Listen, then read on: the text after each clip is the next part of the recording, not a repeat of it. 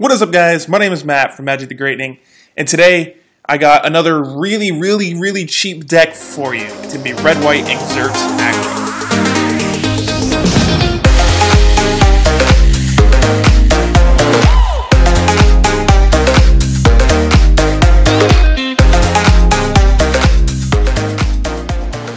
Basically, the deck would be super awesome if you could get always watching. The problem we're not going to be playing it in this deck is A, we're trying to be as budget as possible, and B, that card rotates out in a few months or whenever Ixalan comes out, which I believe is September? Yeah, that's right around the corner. So anyway, no always watching in this deck. Just felt like I needed to point that out pretty much immediately. But even our Exert guys are just really good on their own. And we're playing a lot of 2-mana stuff here, so I almost called the deck like a red-white 2-tick Exert. But anyway, before we get into the video, go ahead, hit that like button, helps out a lot. Subscribe if you are new. Just reached 2,000 subscribers. Thank you so much for that. And click in the top right corner, icon, vote for next video's deck tech. That video will be coming out on Saturday. We got 3 choices, I believe, up there, so go ahead and vote for one of them. Let's get into it. All right, let's get into the creatures first, starting at the bottom of the curve and moving up. We're going to be playing 4 copies of Flameblade Adept, 4 copies of Battlefield Scavenger, 4 copies of Glorybound Initiate, and 4 copies of Honored Crop Captain. These are our lowest mana creatures, our 1 and 2 drops. Flameblade Adept was kind of like our Falkenrath Gorger. A, this card's not going to cycle out.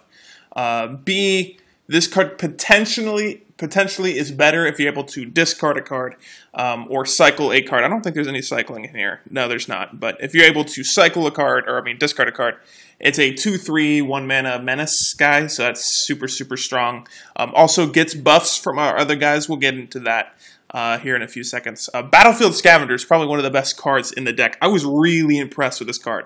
He's a 2-mana, 2/2.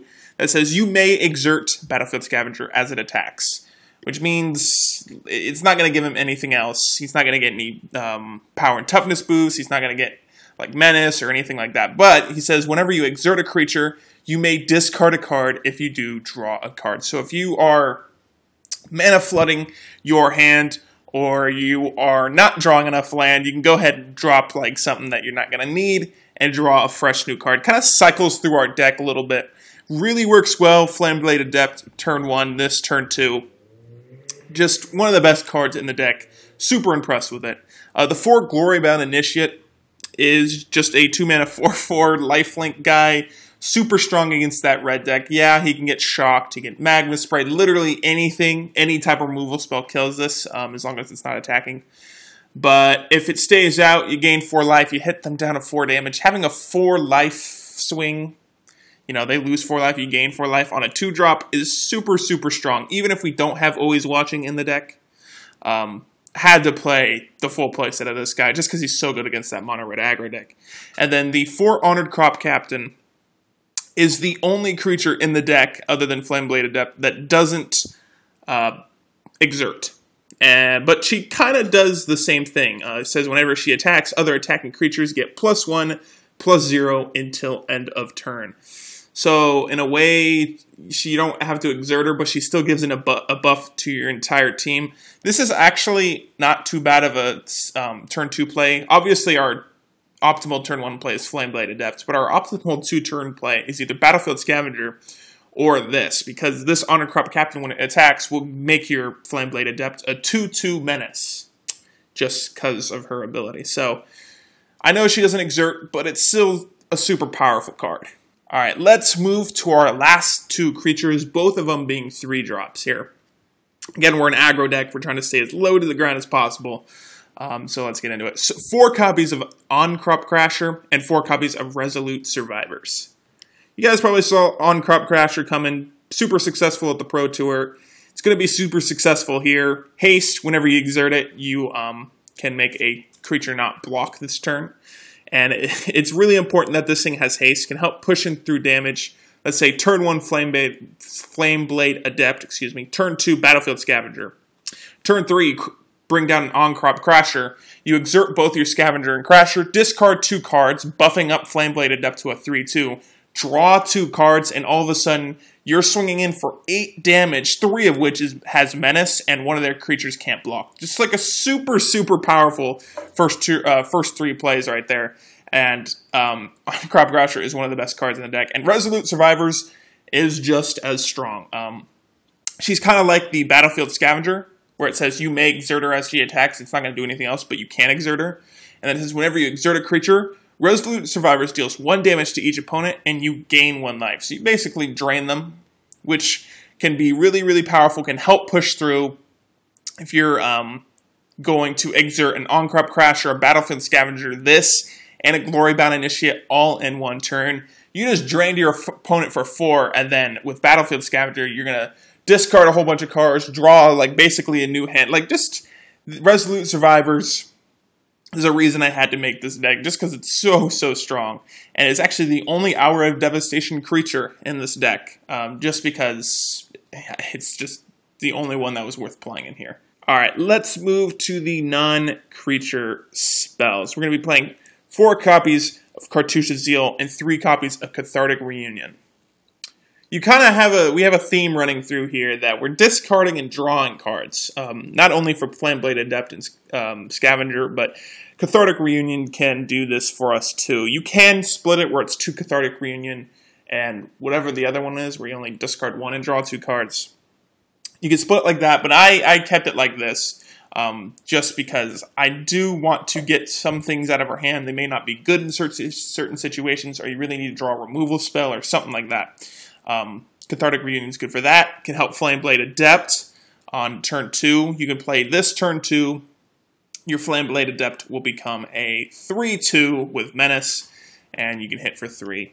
And then Cartouche's Zeal is a lot of people don't like because it's not super, super impactful, and it's like almost it is card disadvantage. But if you could put this on a Honored Crop Captain, or Resolute Survivors, or Glory-Bound Initiate, or really any of those creatures that's not On-Crop Crasher, this does super well because your opponent won't have time to like react to it.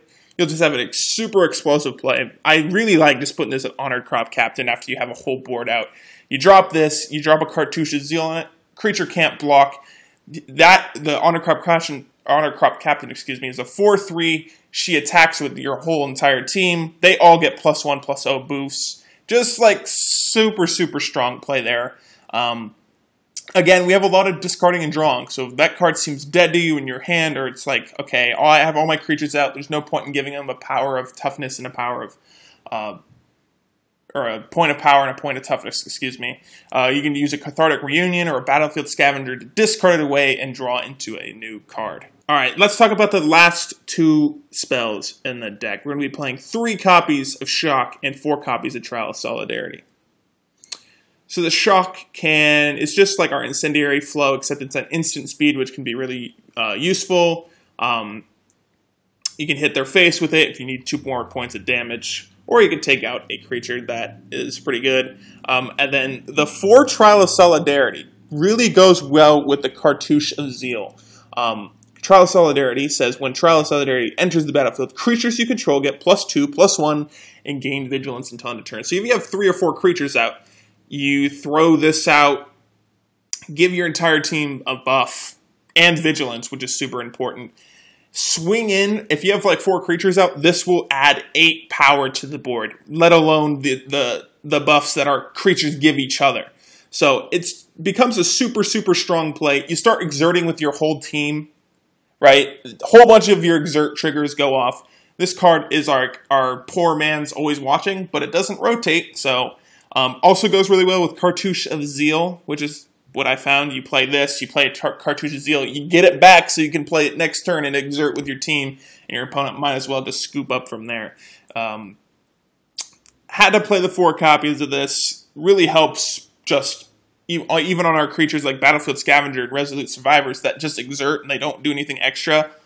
Trial of Solidarity can make sure they stay up and that they can attack next turn, and give them a buff as well. All right, let's go over the lands really quickly. Now, this deck is going to cost you about $35. And literally half of it is going to come from 4 copies of Inspiring Vantage.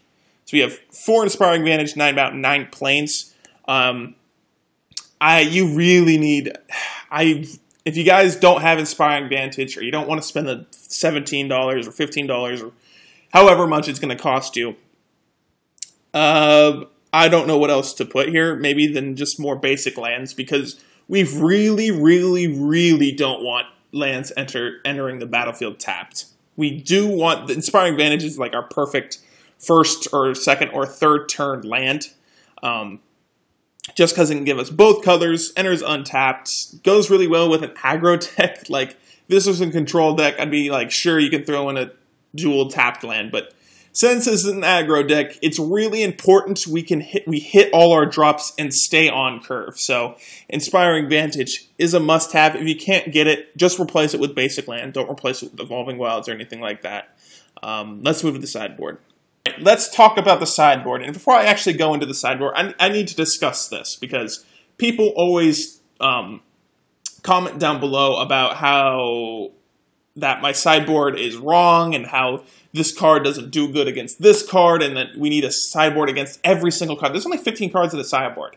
I'm going to have some weak matchups. I'll do my best. This sideboard specifically is meant against aggro. I'm seeing a lot of aggro where I'm playing at right now just because aggro is super strong at the beginning of a format. So I made this sideboard specifically against aggro, but if right now you're playing against a whole bunch of controller mid-range, there is different ways to sideboard. So I'm not running things like a Crooked Condemnation or Solemnity in my sideboard, which is usually really good against Teamer Energy and green-black counters, or Delirium, or even the, Godfarrow's Gift decks or Reanimator decks. Those 2 cards do really well against those different matchups. Not running any of that, but if you see a ton of that, go ahead, throw that in this sideboard, take some things out. I'm going to discuss my sideboard, which is specifically built against other aggro decks. We're going to be playing 2 copies of Aethersphere Harvester. Really strong against aggro, even mid-range decks, because it gives us a flyer. Really hard to remove. I know Abrade is everywhere in this format. A lot of people are playing that, but Aethersphere Harvester can go around that. 2 Chandra's Defeat against the mono-red matchup. 1 Dusk Till Dawn against any mid-range deck. 3 Forsake the Wardleys against Godfarrow's Gift decks, Monument decks, Zombies, because of Liliana's Mastery. You can just cycle out for 2 mana. We're going to be playing... Okay, so here is where you guys can kind of make a decision about the removal, even if you're going to stick with this aggro sideboard package.